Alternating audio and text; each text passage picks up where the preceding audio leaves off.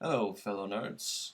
I'm Sebastian Kroberg, and this is the third Polygon Starcraft 2 broadcast, and the last one to be conducted on British soil, for this time around, at the very least. The guest in this episode is none other than the hardest working man in eSports, Sean Plott. And it's a long interview, 55 minutes, but it's a good one. He will talk about everything from what Tasteless is doing these days to what he wishes to be doing for himself regarding eSports and Starcraft 2. And those are some interesting things. We'll talk about that more and almost everything. You will want to listen to it, but without further ado, let's get right into it. Here is Sean Plott.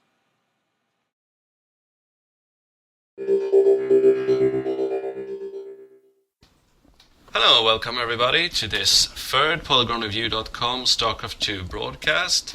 Today I got something special for you, namely none other than Sean Plott. How's it going, Hello. Sean? Hello. Dude, it's going awesomely. I love being interviewed by you, so it's a good treat for me. It's a privilege indeed. You're a very busy man these days, online, offline, with everything. You do your dailies. Whenever there's a tournament going on, we can be sure you'll cast it, and you're playing SE2, you're in grad school, I suppose term is over, but that makes you no less busy. Basically, WTF, how do you do it all? So, I mean, honestly, I'm trying to scale things back a little bit, and I've gotten some people now who are helping me regularly with my stuff. And I'm not going to lie, like last weekend, I was just so burnt out. I just sort of blobbed around my room all weekend and just ate sushi, which was pretty awesome. But for the most part, what's so nice is that all the work that I do is really fun and awesome and exhilarating. Because you always hear people, you know, even in media, say things like, you got to make sure you do a job that you love. And that's exactly what I feel, you know, like when someone says, hey, can you cast this tournament? And I look at the list of players, I get this shiver because I'm like, oh my God, I get to watch those players play and I get to control the camera, and all I have to do to get this chance is to talk about it. Yeah, sign me up. You know, I mean, you know, you even heard me talking a little bit about the Europe versus Asia show match series. Yeah. And how that was it was a huge treat for me every Saturday and Sunday morning, bright and early at 5:30 a.m. with Greetorp. that I'm pretty familiar with the European players and their play styles, but Asia is, for the most part, a big black box to me. I know very little about the styles that have been going on there because I haven't really watched too many of their replays. So I would just get to see these new strategies every weekend. And that was really fun and really cool and exciting. So that's definitely a big motivating factor for me. It's just that whenever I am working, it's a lot of fun. The less fun stuff is, you know, making sure my video encoding's working properly, you know.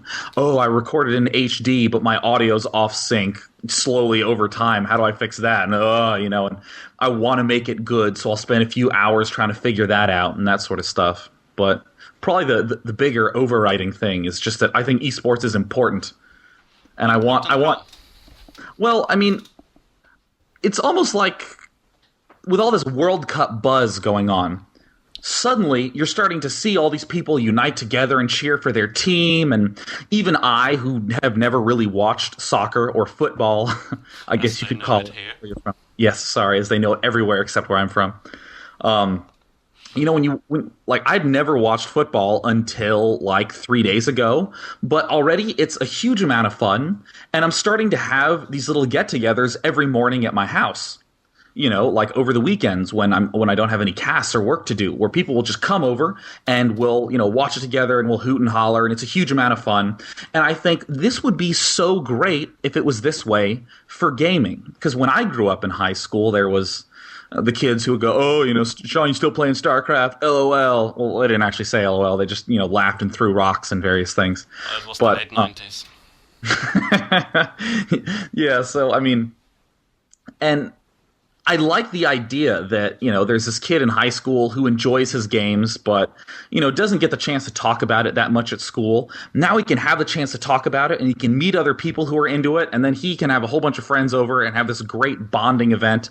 And also, some of my great friends in life I've met through StarCraft. Like, I'm sure you've heard me talk about Jinro plenty of times on my casts, and, it's a lot of fun when... Some Swede.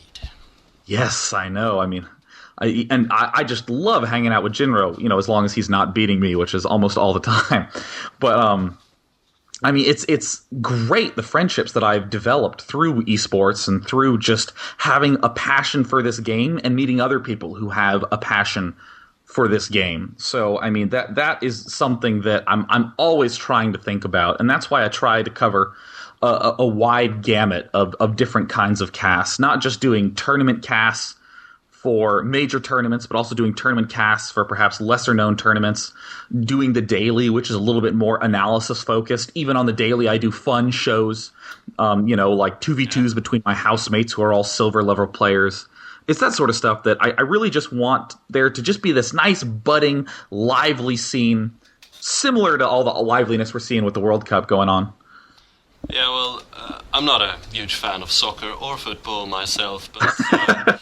3 days ago in the England versus USA match, I did actually go to a pub here in London for once to watch it with some friends, and I must say, even I was brought into it and started cheering for England. No offense, but I think for many reasons the 1-1 was quite a good result. And yes, I too would like to see, and I think it could happen, that eSports can definitely have a similar, not as grand for quite many years, but definitely a similar effect upon people, bringing together and extending beyond the hardcore nerd-infested trenches to include,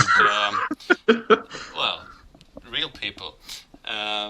That would truly benefit from knowing more about this, and I think you're doing an excellent job with your inclusive rather than exclusive cast, which I think in the past StarCraft content was very much something for the true believers, foremost. Yeah. Got to make them believe, man. You got to bring everyone in. There's never anything to be ashamed of if you're inexperienced in any regard. There's always some place to learn, and I think you really made that your cornerstone, providing a basis for learning. And you mentioned, I think it was in the Day 9 Daily 100, when you looked back upon your life of StarCraft and with StarCraft, told your life history of the game. And you said you wanted to be an ambassador for eSports. Yeah. You've already talked about it, but can you extend upon how you would like to make that come true more practically, perhaps, and philosophically?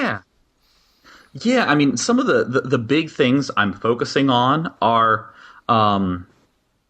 ways to bring in the crowd that were not normally interested in it, and to provide tools and ways of describing the game so that other people can bring in their friends into StarCraft. Because really, one of the big things that I think set me up to be the position I'm in, where I just love talking about StarCraft and I'm all into it, is the fact that I loved StarCraft throughout high school and college.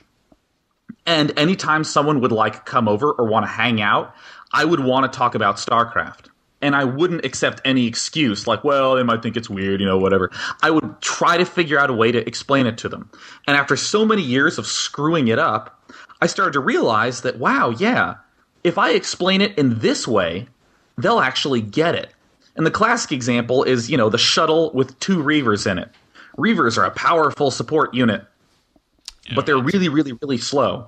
So what you do is you carry them around in a very fast, speedy air transport that's really, really, really weak. But if the air transport dies with the 2 reavers in it, you had potentially lost the game right there. And then, by describing that sort of situation, Then, now all of a sudden I have this guy who's watching Protoss versus Protoss with me in my room, and he's getting into it. And I think that's exciting.